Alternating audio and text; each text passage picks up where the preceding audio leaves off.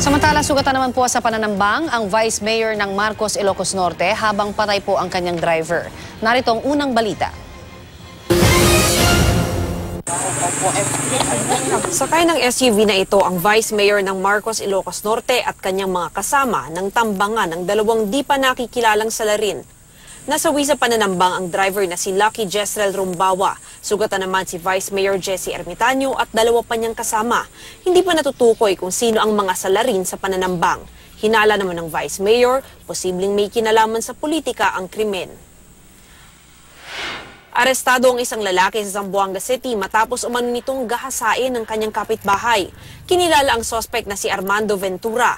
Ayon sa biktima, nagiinuman sila ni Ventura sa isang videoke bar. Nang makatulog na siya dahil sa sobrang kalasingan, ay dito na umano ginawa ng suspect ang krimen.